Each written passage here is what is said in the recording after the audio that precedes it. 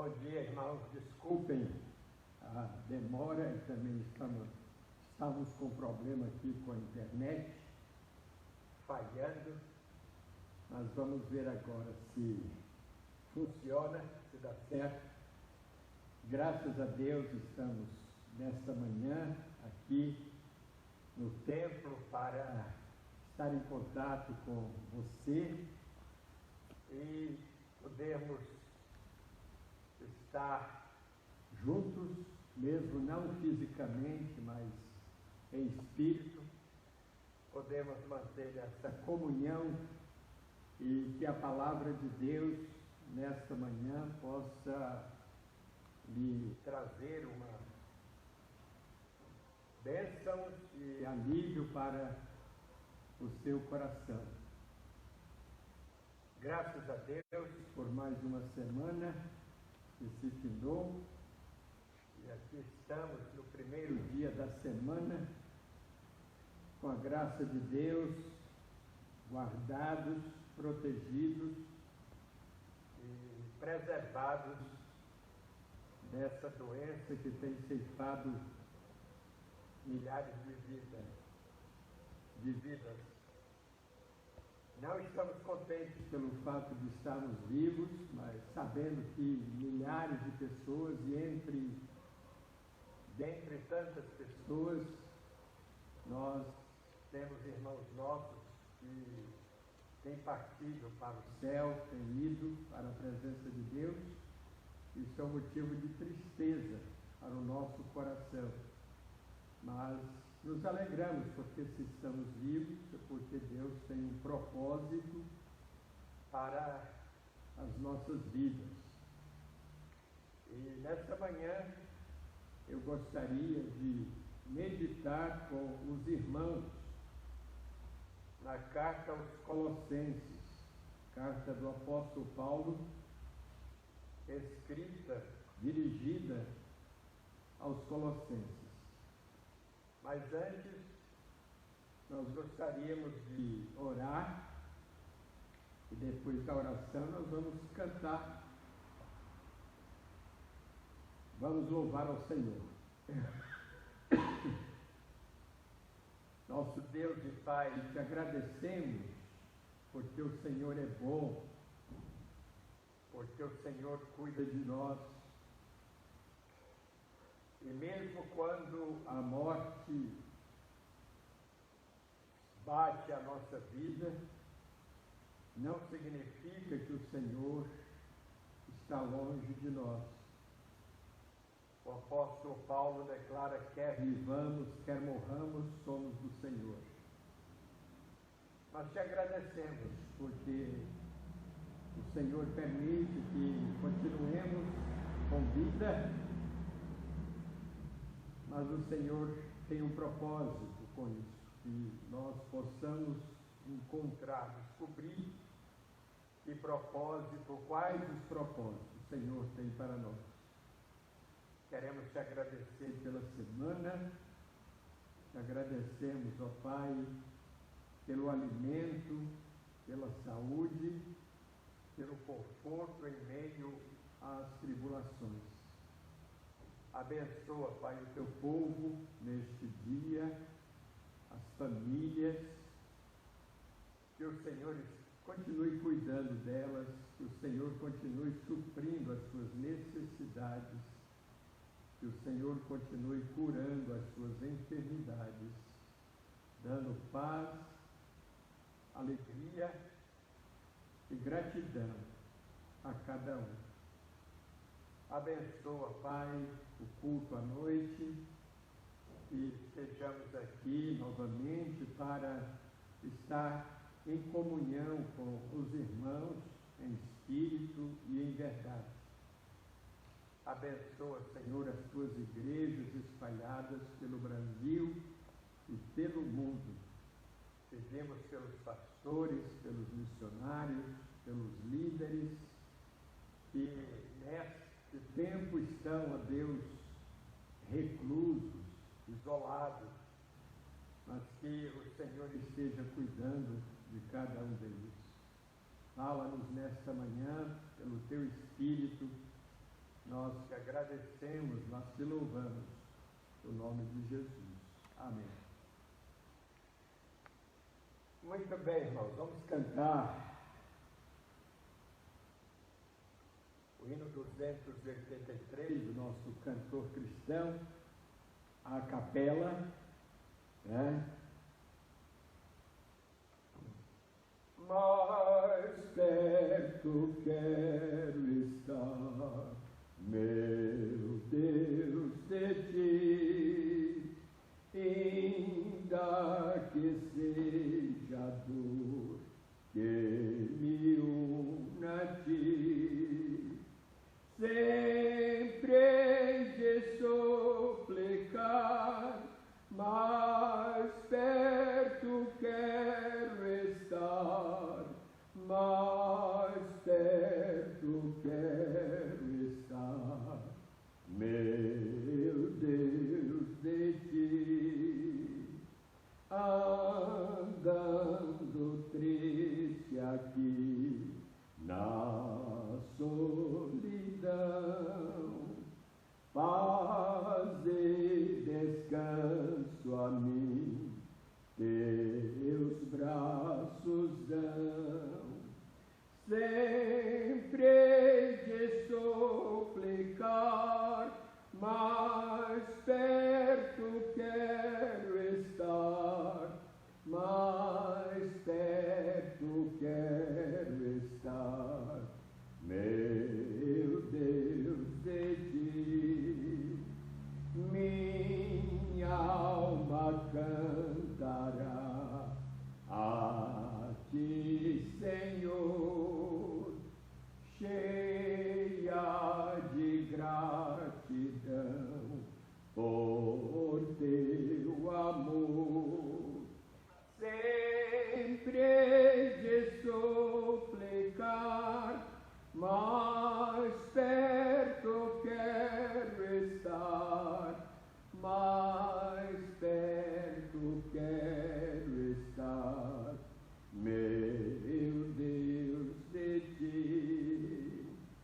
E quando a morte enfim me vier chamar, com serafins nos céus irei morar, então me alegrarei perto de ti, meu Rei, perto de ti, meu Rei, meu Deus, de ti.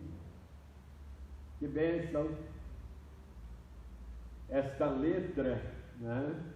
Mais perto quero estar, meu Deus, de ti. Não existe lugar mais seguro do que na presença de Deus. Não existe mãos mais poderosas do que as mãos de Deus. A gente vê aqueles lutadores de MMA, lutas livres, etc. Homens fortes, homens robustos, e só o empurrão dele já seria suficiente para nos derrubar. Mas nós temos ouvido informações de neurologistas, principalmente, de que muitos desses lutadores, quando chegam à velhice, eles têm problemas neurológicos, eles têm problemas sérios de saúde, pelo fato de terem sofrido, né? Eles bateram muito, mas apanharam muito. Então chega uma hora em que os seus braços fortes enfraquecem, perdem suas forças. Mas com Deus isso nunca vai acontecer. Os braços de Deus, a mão de Deus, ela está sempre estendida e ela nunca enfraquece, nunca sofre mudanças, porque o nosso Deus é eterno. Então podemos confiar e cantar com toda a segurança esse hino: mais perto quero estar, meu Deus, de ti.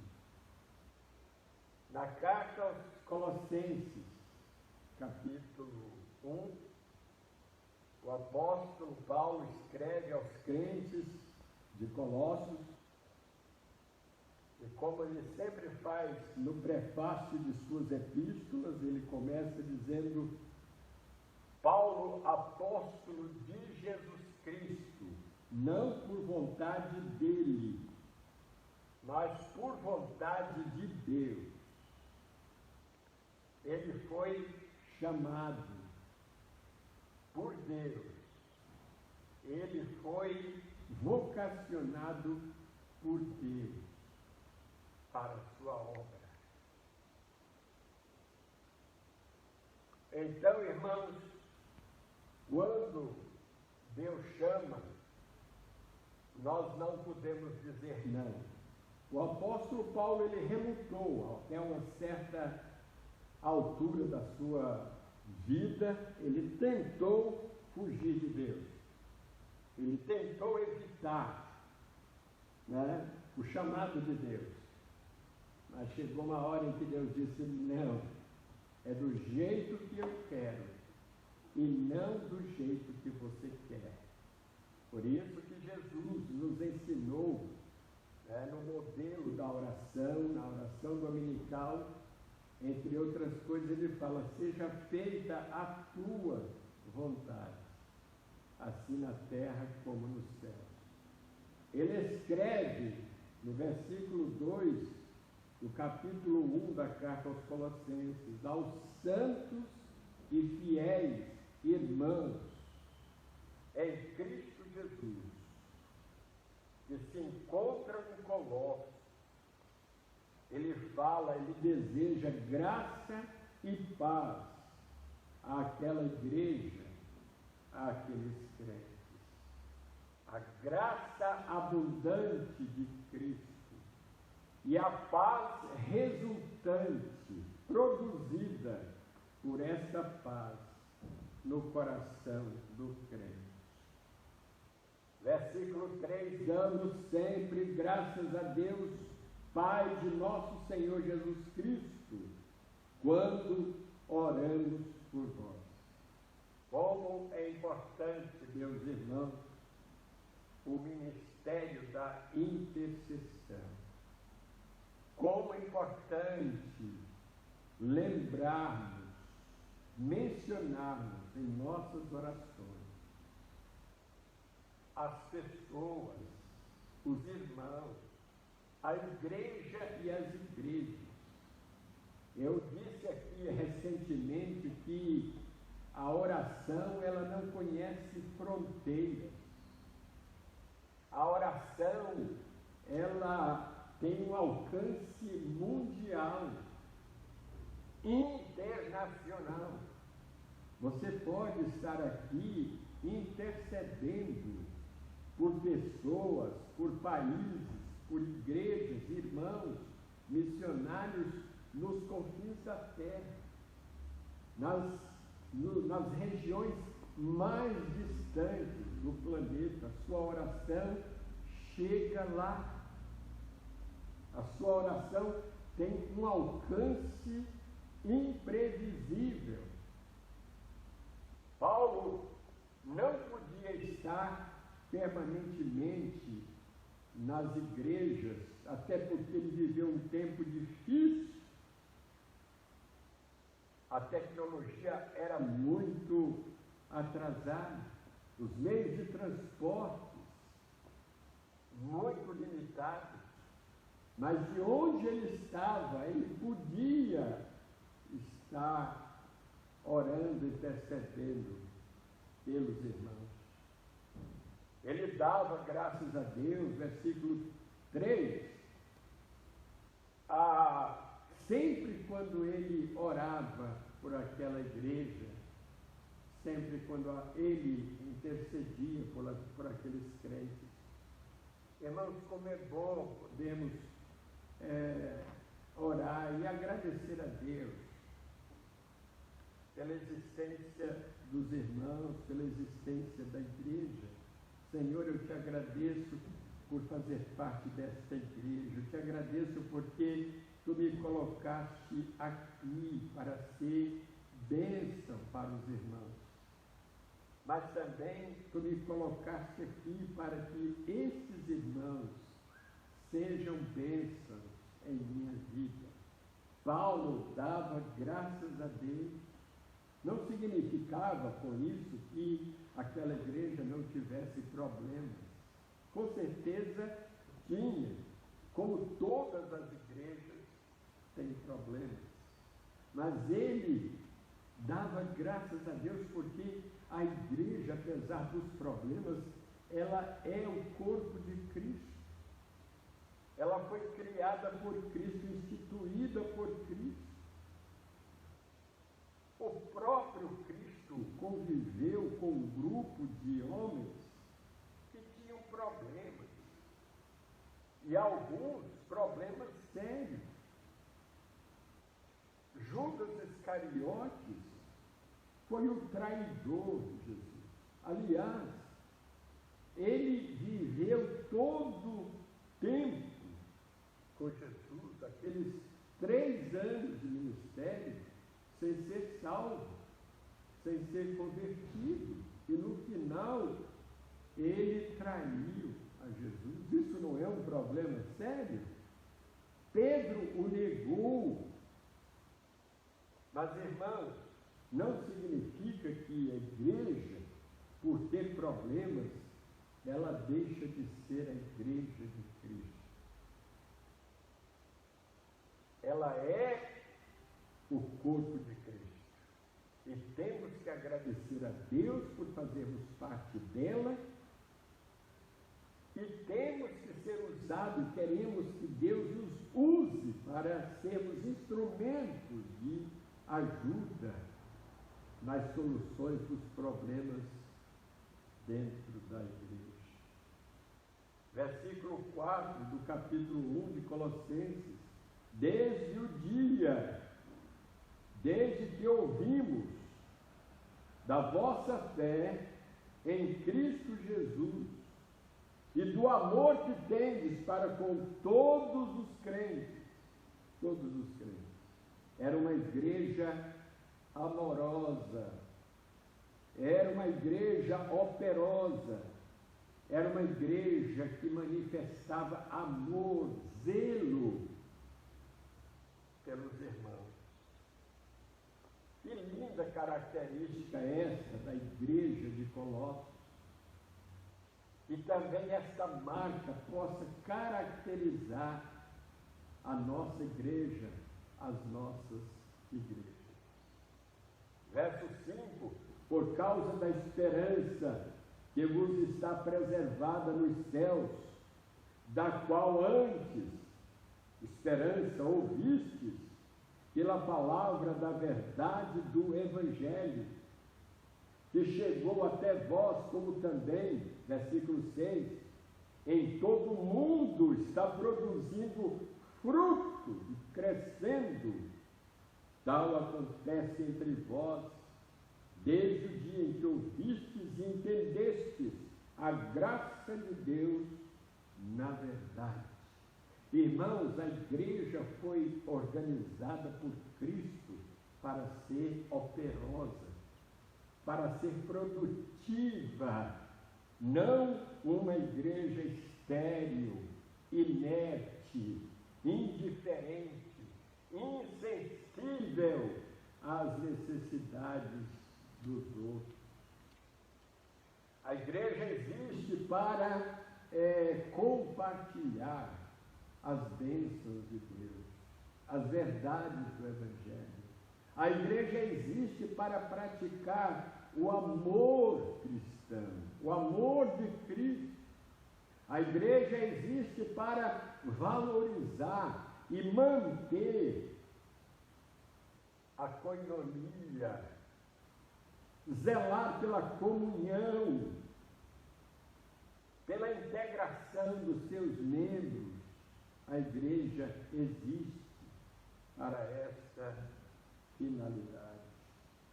Essa igreja de Colossos era uma igreja operosa, zelosa, preocupada com o bem-estar espiritual de seus membros.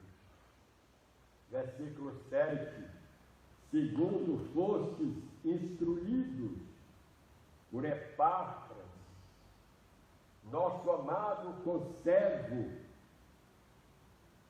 quanto a vós outros, fiel ministro de Cristo. E é interessante que Paulo usa o termo conservo, que era um título muito favorito de Paulo para indicar aqueles que compartilhavam com ele o ministério.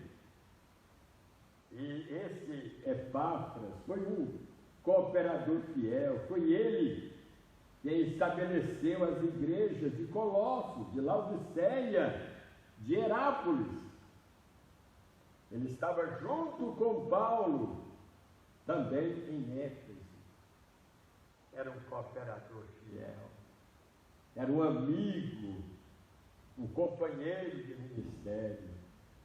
E Paulo podia contar para juntos promoverem o reino de Deus. Será que os pastores, eles têm esses Epáfras também no seu rol de membros?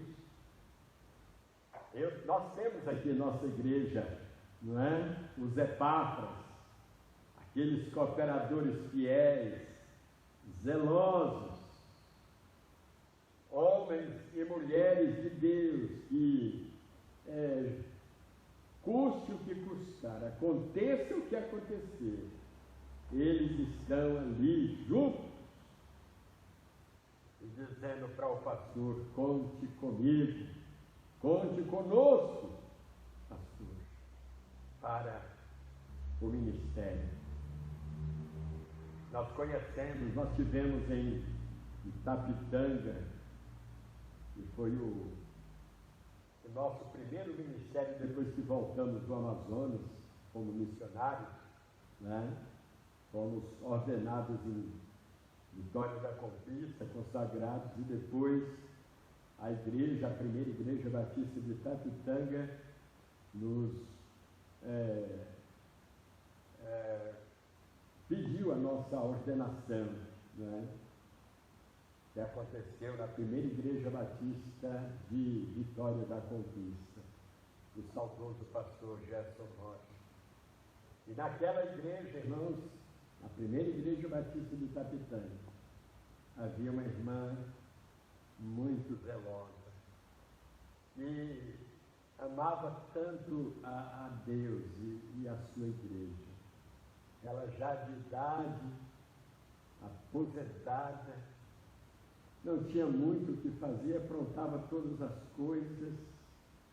Mais cedo, chegava na igreja 5, 6 horas da tarde e ainda reclamava porque o templo estava fechado.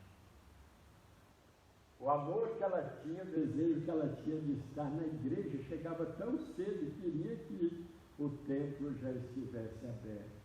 Mas isso revela, demonstra o zelo, o amor que esses irmãos têm pelo reino de Deus.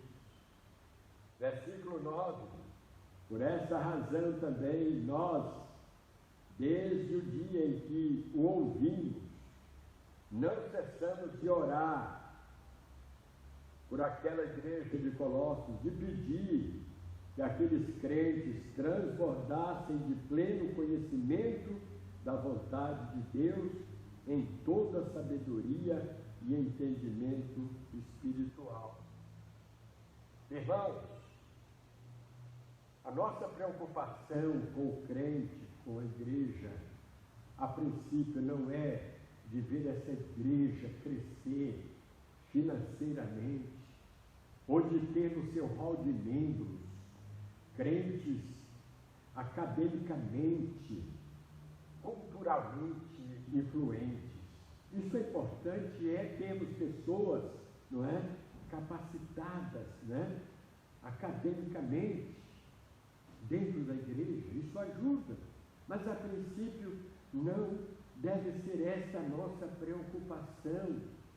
Paulo preocupava-se com os crentes de Colossos e pedia e orava, não para que Deus lhes desse prosperidade financeira, que também não é errado, mas a princípio ele se preocupava que aqueles crentes crescessem, transbordassem no pleno conhecimento da vontade de Deus, que transbordassem em sabedoria e entendimento, percepção espiritual.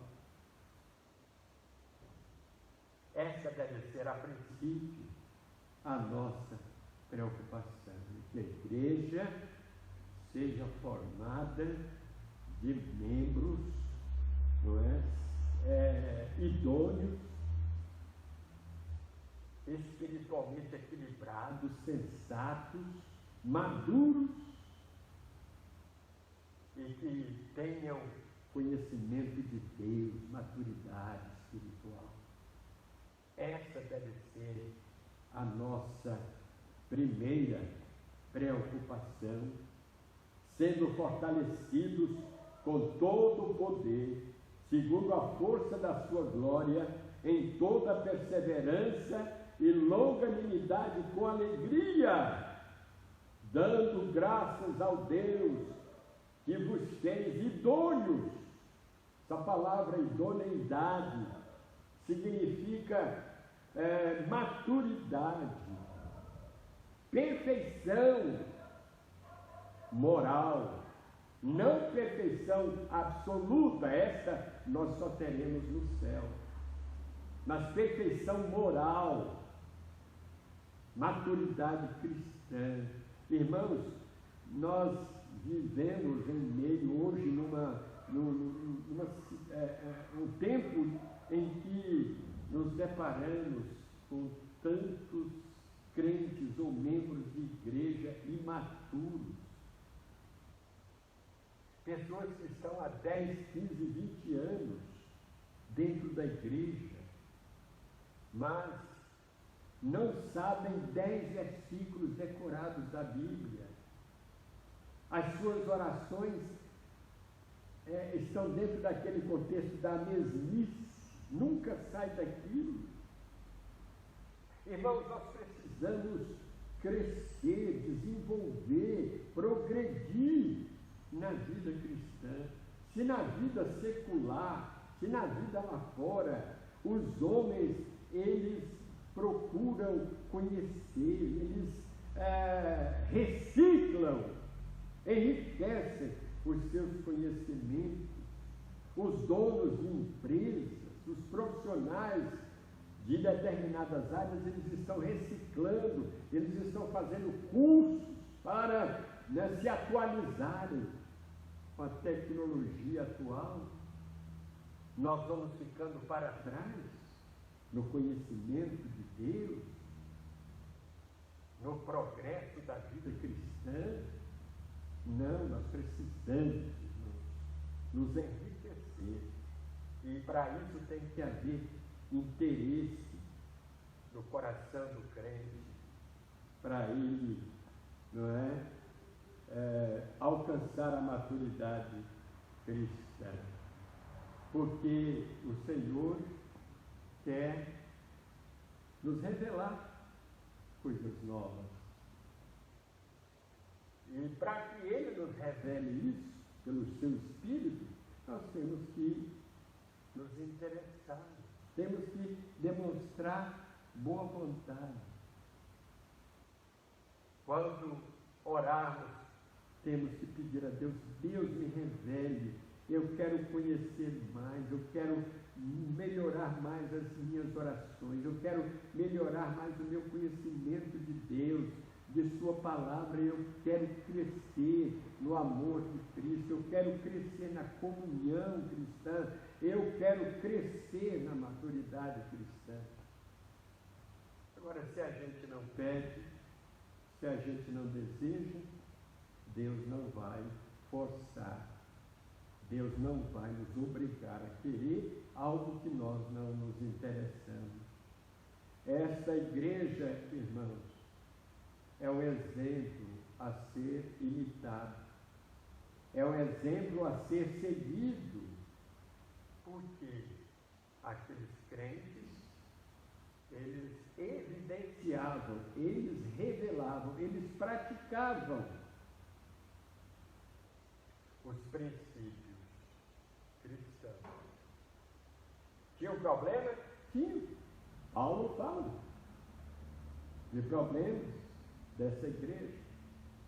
Mas qual é a igreja que não tem problema? Mas ele ressalta aqui, irmãos, as características, não é? As marcas espirituais, as virtudes espirituais daquela igreja e daqueles crentes. Que Deus nos abençoe nesta manhã, que esta palavra possa nos enriquecer, nos abençoar. E eu quero encerrar cantando o hino 322, Cristo valerá. Só Ele, diante do que nós falamos, só Ele pode nos valer. Ó, selando minha fé, Cristo valerá. Perseguido sem mercê, Ele valerá. Ele valerá. Ele valerá. Seu amor por mim não muda, sim me valerá. Crente inútil eu serei, se me não valer. Nem serviço prestarei sem o seu poder. Ele valerá, Ele valerá. Seu amor por mim não muda, se me valerá. Com seu sangue me comprou, não me deixará.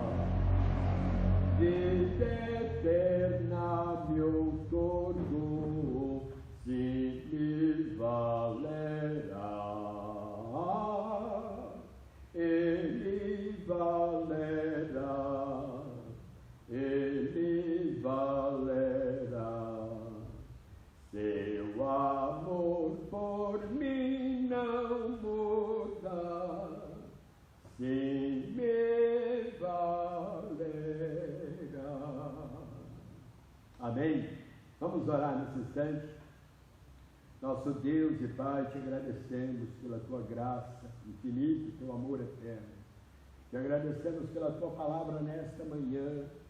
Que o Senhor nos conforte, que o Senhor nos ensine, que o teu Espírito nos faça entender estas verdades para que sejamos melhores crentes, melhores servos teus, crescendo cada dia na graça e no conhecimento de Cristo. Abençoa o teu povo neste dia, as tuas igrejas espalhadas por toda parte, e prepara-nos para a noite, para que estejamos aqui, Senhor, com os nossos corações preparados para recebermos a tua palavra, em nome de Jesus. Amém. Então, que Deus abençoe a todos, e à noite, a partir das 19h15, estaremos aqui e gostaríamos que você voltasse a estar conosco nesta noite. Que Deus os abençoe.